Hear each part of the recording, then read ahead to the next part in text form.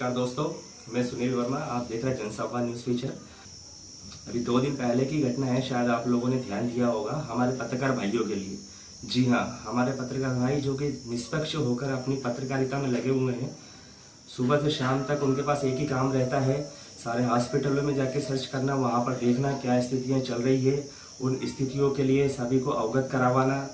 लेकिन इसी बीच में अभी 2 दिन पहले में ही जब वो यही सूचना के आधार पर कुछ देखने के हिसाब से जब विजिट करने अपनी गए और वहाँ पर उनकी मुलाकात जब हुई हमारे माननीय सांसद शंकर लालवानी जी ने। लालवानी जी का जो आरोप है वो शायद तो निराधार आरोप है। पहली बात तो उन्हें इस आरोप लगाना नहीं चाहिए था, और अगर लगा दिया है तो उसका खंडन करना चाहिए था। दोनों में से कोई सी बात अभी तक उन्होंने क्लियर की नहीं है। जी हाँ, कोरोना एक ऐसी महामारी टाइप से जो फैला हुआ है, उसका पूरा का पूरा आरोप अभी लालवानी जी ने जो है हमारे पत्रकार भाइयों पे लगाया है। पत्रकार भाई जो दिन भर अपने पत्रकारिता में किस किस तरीके से लिखते हैं, इनके बारे में क्या क्या अवगत कराते हैं। अगर पत्रकारिता अगर नहीं होगी, पत्रकार अगर जाके इनके बारे में नहीं लिखेगा, तो मेरे ख्याल से इनको तो कोई मोहल्ले वाला भी नहीं पहचान पाएगा। लेकिन शायद ये बात ये भूल गए और इसी बात में ये कह बैठे कि भैया पत्रकार भाइयों, आप लोगों की वजह से तो कोरोना फैलता है। अरे तो भैया, अगर इनकी वजह से फैलता है तो अभी तो आप ही दमों से लौटे हुए चुनाव कर कि वहाँ पे कोरोना आप फैला के नहीं आए। इतनी पब्लिक के बीच में जब आप घूमे तो भैया पत्रकार भी थे, आम जनता भी थी, आप भी थे। तब आप क्या कर रहे थे? तब आपने क्यों उन पत्रकारों को रोका वहाँ पे? तब आपको पत्रकार भाइयों को बोलना था कि भाई आप लोग यहाँ पे मत रहिए, आपकी वजह से कोरोना फैलता है। बचा भाषण वो हम खुद दे लेंगे और हम खुद ही पेपर में भी छाप देंगे। तो ये जो सारी स्थितियाँ हैं, इन स्थिति को हमें समझना बहुत ज़रूरी है, क्योंकि इनका तो कोई हमें कुछ समझ में आता नहीं है। जैसे अभी कल का ही एक स्टेटमेंट शिवराज जी ने दिया है। उन्होंने कहा है कि जो अधिमान्यता प्राप्त पत्रकार भाई हमारे हैं, उन सबको हम वॉलंटियर बना रहे हैं। भैया वॉलंटियर बनाने की जरूरत क्या है? उनसे कोरोना हो जाएगा, आप समझ क्यों नहीं रहे हो? आप ही के पार्टी के सांसद बोल रहे हैं कि उनसे कोरोना होता है। तो फिर उनको अगर वॉलंटियर आपने बना लिया और अगर वो किसी के बीच में गए तो भैया उन सबको कोरोना ही होना है ना, और तो कुछ होगा नहीं।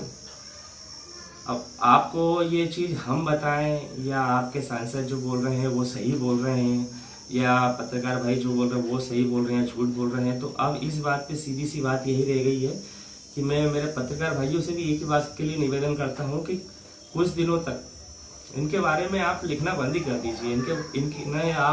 इनकी कोई मीटिंग अटेंड कीजिए, न इनके कोई प्रोग्राम में जाइए, ये खुद ही अपना प्रचार कर लेंगे, क्योंकि वैसे भी प्रचार की सरकार रह गई है।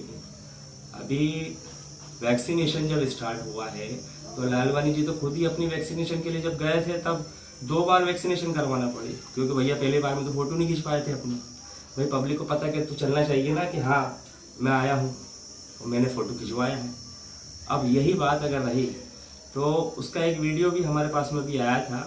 आपको वीडियो भी अभी मैं आपको चला के बताता हूँ कि उसमें किस तरीके से वो वापस से पहुँचे वहाँ पे और बताया कि भैया आइए हमें एक इंजेक्शन और लगाइए, क्योंकि मोदी जी ने भी लगाया है। अरे भाई, मोदी जी की बात एक अलग है। मोदी जी ने बोल दिया, उसको पब्लिक फॉलो करती है। आपको तो अभी कोई पहचानता नहीं है, आप सिर्फ इंदौर तक सीमित है, इंदौर के बाहर नहीं। तो आपको फॉलो करने के लिए सिर्फ आपके ग्रुप वाले होंगे, बाकी तो कोई होंगे नहीं। लेकिन फिर भी हाँ ठीक है, आजकल फ़ोटो खिंचाने का ज़्यादा क्रेज़ है, तो शायद आपने खिंचवाया है तो उसमें हमें कोई आपत्ति नहीं है, आप खिंचवाइए। लेकिन हाँ, एक बात जो आपने गलत की है, पत्रकार भाइयों को जो आपने बोला है कि भैया आप लोगों की वजह से कोरोना फैलता है, तो आपको इसके लिए पत्रकारों से माफ़ी तो मांगना ही पड़ेगी। अगर आप माफ़ी नहीं मांगेंगे तो इस बारे में फिर पत्रकार अपने अगर कोई एक्शन लेते हैं तो उसकी जवाबदारी पूरी आपके ऊपर रहेगी।